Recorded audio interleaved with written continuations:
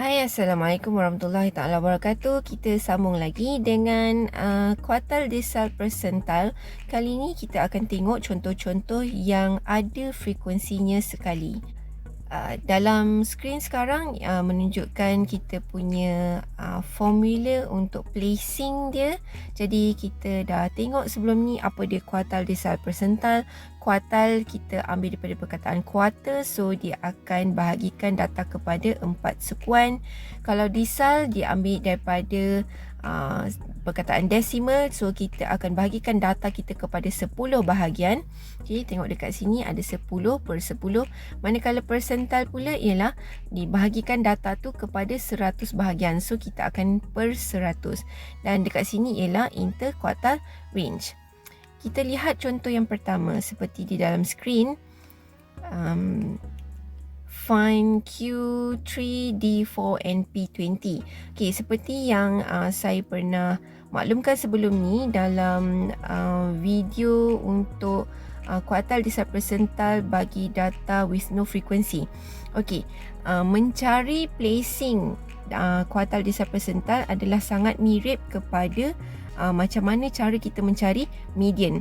Okay, so ada formula kecil, ada formula besar. Mula-mula step dia kita kena kira formula kecil untuk dapatkan placing.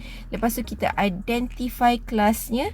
Dan bila dah identify kelas, supaya kita tahu berapa lower boundary kita nak isi sebelum ni kan. Jadi sama je cara je macam mana nak cari median tu dengan nak cari kuartal desal persental untuk data with frequency.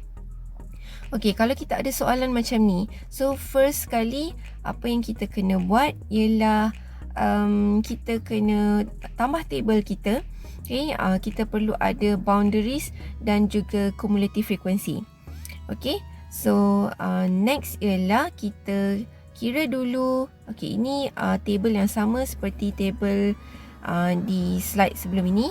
Jadi kita kira dulu placing. Contoh pertama kita tengok Q3. Jadi Q3 placingnya sini akan jadi 3/4 darab dengan total F. So ini adalah total F. Total F kita dah kira dapat 200. So bahagikan aja 3/4 bahagi 200 ialah 150. Jadi data yang dia nak ialah data yang ke 150. Okay, 150 ni selalunya saya akan tulis refer kepada F kumulatif. So kita akan tengok placing yang ke 150 pada F kumulatif. Okay, next ialah daripada situ, daripada cumulative frequency yang kita dapat tu, kita identify kelas kuartal. Okay, identify kelas kuartal. Kalau kita tengok kat sini 150 dia masuk dekat group yang ini. Okay, dia masuk dekat kelas yang ini. Sebab dekat atas ni baru sampai 130.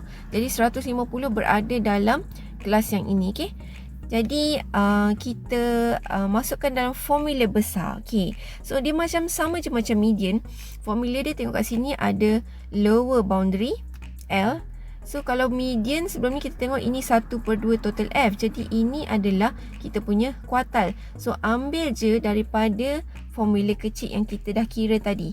Okay, 3/4 darab 200. So ambil je nilai ni 150. Okay, nanti kita akan masukkan dekat sini. FB ialah cumulative frequency before kelas kuartal. Jadi kita dah tengok sebelum ni. Kalau kita tengok okay, ni maksud dia sama macam median tu. Jadi FB kalau tengok cumulative frequency before kelas kuartal. Okay, jadi kalau before maksudnya kita ambil atasnya lah. Dan FQ ialah frequency of kelas kuartal sendiri. Manakala C pula adalah class size. Okay, jadi kita masukkan dalam kita punya formula. Lower boundary ialah 449.5 seperti yang saya dah bulatkan dalam table tu. Dan formula yang seterusnya kita masukkan, kita dah ada A/4 darab F, kita dah kira dekat sini 150. FB cumulative frequency before ialah 130, masukkan dekat sini. Manakala FQ ialah 45, masukkan dekat sini.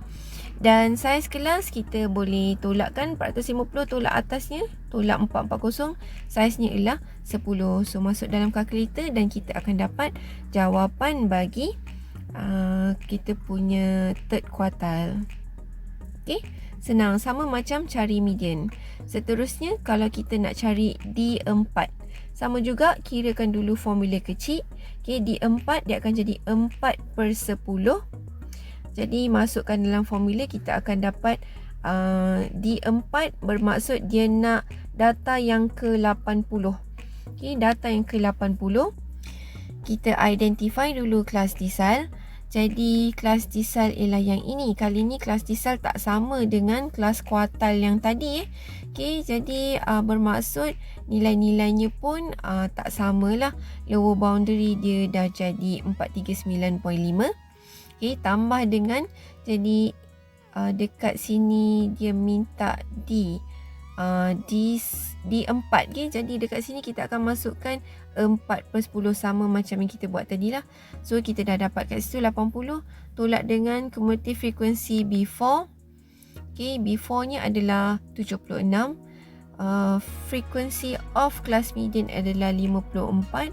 Okay, jadi darab dengan C. So kita dapat desal sama dengan 440.4. Yang terakhir, soalan minta P20. Okay, 20th percentile. So kita gunakan table yang sama. Kira dulu formula kecil untuk placing. 20th percentile bermaksud 20 bahagi dengan 100. Kita dapat 40.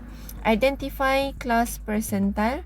40 berada pada kelas yang itu. Okay, sama dengan kelas desal sebelum ni.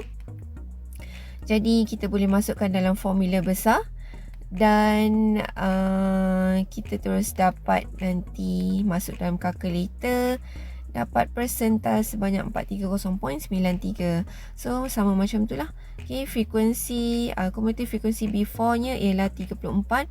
Frequency of class percentile sendiri adalah 42. Okay, darab dengan size of class 10. So kita dapat jawapan macam ni. Itu sahaja untuk kuartal desal percentile menggunakan kaedah formula.